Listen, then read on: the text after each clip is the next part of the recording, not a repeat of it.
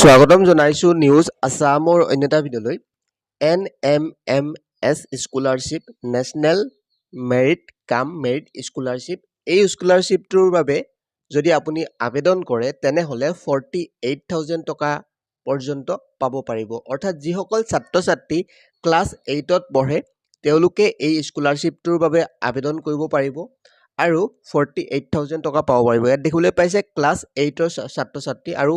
এই 8ৰ ছাত্ৰ-ছাত্ৰীসকলে এটা এক্সাম দিব লাগিব সেই এক্সামটোত উত্তীৰ্ণ হলেহে এই স্কলাৰশ্বিপটোৰ বাবে এলিজিবল হ'ব আৰু ইয়াতে সকলোবিলাক ডিটেইল আপোনালোকে চাব পাৰে এক্সাম হ'ব আপোনালোকৰ 28 নৱেম্বৰ তাৰিখে আৰু টোটেল এক্সামিনেশ্যন চেণ্টাৰ আছে আপোনালোকৰ 169 আৰু অসমৰ 2411 জন ষ্টুডেণ্টে এই স্কলাৰশ্বিপটো পাব পাৰিব আৰু আবেদনৰ লাষ্ট ডেট হৈছে 8 নৱেম্বৰ ইয়াৰে আবেদন ইতিমধ্যে আৰম্ভ হৈ গৈছে আপোনালোকে আবেদন কৰিব পাৰিব আৰু ইয়াৰে স্কলাৰশ্বিপৰ ইয়াৰলি অৰ্থাৎ আপোনালোকে ক্লাছ 9ৰ পৰা এই স্কলাৰশ্বিপটো পাবলৈ সক্ষম হ'ব ক্লাছ 9ত আপোনালোকে পাব 12,000 ক্লাছ 10ত 12,000 ক্লাছ 11ত 12,000 আৰু ক্লাছ 12 লৈকে এই স্কলাৰশ্বিপটো পাব 12,000 কে তো 48,000 টোটেল এমাউণ্ট পাব প্ৰত্যেক ইয়াৰত আপোনালোকক 12,000 কে দিয়া হ'ব ইয়াত দেখিবলৈ পাইছে যিসকলে প্ৰাইভেট স্কুলত পঢ়ে তেওঁলোকে এই স্কলাৰশ্বিপটোৰ বাবে এলিজিবল নহ'ব আৰু যিসকলৰ অভিভাৱক 3.50 লাখতকৈ ইনকাম কম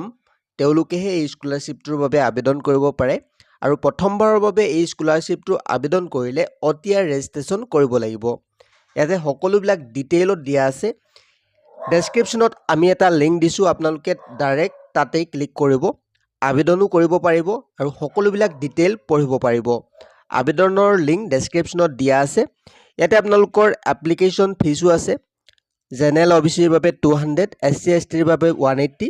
আৰু যদিহে কিবা ডিজেবল থাকে তেনেহলে 175 আপোনালোকে আবেদন কৰিবলৈ ডেছক্ৰিপশ্যনৰ লিংকত ক্লিক কৰিব তাৰ পিছত স্ক্ৰল ডাউন কৰিব ইম্পৰ্টেন্ট ৱেব লিংকছ দেখিবলৈ পাব অনলাইন এপ্লিকেশ্যন ফৰ্ম দেখিবলৈ পাইছে ওপৰতে যেটো ক্লিক হিয়াৰ বটন আছে আপোনালোকে তাতে ক্লিক কৰিব তাত ক্লিক কৰাৰ লগে লগে আপোনালোকৰ এইখন পেজ মুকলি হ'ব এনেকুৱা ধৰণে আপোনালোকৰ ৱেবসাইটটো ওপেন হ'ব national scholarship portal NSP OTR যদি আপোনালোকে ওৱান টাইম ৰেজিষ্ট্ৰেশ্যন কৰা নাই তেনেহলে ইয়াতে ক্লিক কৰিব নেশ্যনেল স্কলাৰশ্বিপত ওৱান টাইম ৰেজিষ্ট্ৰেশ্যন কৰিব লাগে যিকোনো স্কলাৰশ্বিপৰ বাবে আবেদন কৰিবলৈ আৰু ইয়াতে আপোনালোকে টিক মাৰ্ক দি নেক্সট কৰিব এই ওৱান টাইম ৰেজিষ্ট্ৰেশ্যনটো আপোনালোকে কৰি ল'ব তাৰ পিছত এই ফৰ্মখন ফিল আপ কৰিব ইয়াতে পোনপ্ৰথমে আপোনালোকৰ OTR ফিল আপ কৰিব আপোনালোকৰ ষ্টেট সিলেক্ট কৰিব আপোনালোকৰ ডিস্ট্ৰিক্ট সিলেক্ট কৰিব ডিস্ট্ৰিক্ট সিলেক্ট কৰাৰ পিছত স্কুলবিলাকৰ নেম আহি যাব সকলোবিলাক স্কুল ইয়াতে আপোনালোকে দেখিবলৈ পাব ইয়াতে ডিস্ট্ৰিক্ট সিলেক্ট কৰা হৈছে ডিস্ট্ৰিক্ট সিলেক্ট কৰাৰ পিছত আপোনালোকৰ সিলেক্ট চেণ্টাৰ অৰ্থাৎ আপোনালোকৰ এক্সাম চেণ্টাৰ সিলেক্ট কৰিব আহিব